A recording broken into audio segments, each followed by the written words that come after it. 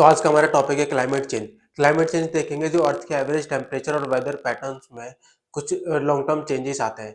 तो इसमें हम देखते हैं कि डब्ल्यूएमओ की एक रिपोर्ट जो रिसेंट रिपोर्ट है वो बताती है कि प्री इंडस्ट्रियल लेवल से और 2024 के बीच में जो अर्थ के एवरेज टेम्परेचर में 1.5 डिग्री सेल्सियस का इंक्रीज देखा गया है, जिसको ग्लोबल वार्मिंग कहा जा सकता है। अब इसके कारणों की बात करते हैं कि क्लाइमेट चेंज इतना तेजी से क्यों हो रहा है।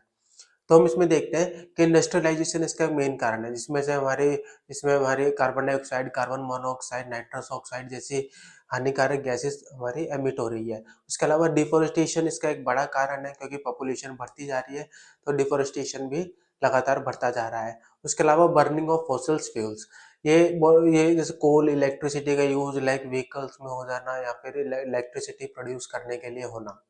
अब क्लाइमेट चेंज के इफेक्ट्स की बात करते हैं। इसका सबसे बड़ा इफेक्ट यह है कि इससे ग्लोबल वार्मिंग होती जा रही है, अर्थ का एवरेज टेम्परेचर बढ़ता जा रहा है। इससे क्या हो रहा है कि जो पोलर आइस है और जो ग्लेशियर्स है वो लगातार मेल्ट होते जा रहे हैं।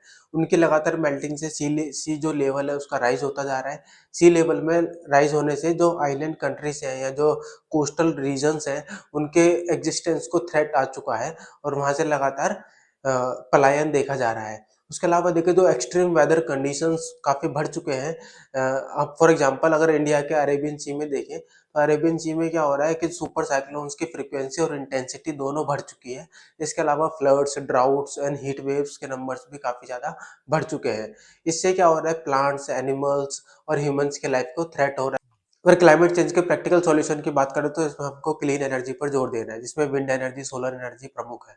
जिससे क्या होता है, पॉल्यूशन मिनिमम होता है, नहीं होता है। उसके अलावा रिफॉरेस्टेशन पे जोर देना चाहिए, जिससे क्या होगा, हमारा जो ग्रीन हाउस गैसेस है हमारी वो बैलेंस हो जाएंगी, उसके नेगेटिव जो हार्मफुल इफेक्ट्स है वो बैलेंस हो जाएगा। उसके अलावा ऑर्गेनिक फार्मिंग पर जोर देना चाहिए, जिससे लोगों की हेल्थ अच्छी होगी और ग्रीन हाउस गैसेस का एमिशन कम होगा। इसके इसके अनदर जो सॉल्यूशन है वो ये है कि एफिशिएंट टेक्नोलॉजी पर जोर देना चाहिए, ताकि वेस्ट कम से कम जनरेट हो और लोगों की इनकम बढ़े और रिसोर्सेज का ऑप्टिमम यूज हो पाए। उसके अलावा कम्युनिटी लेवल पर अवेयरनेस प्रोग्राम्स चलाई जानी चाहिए।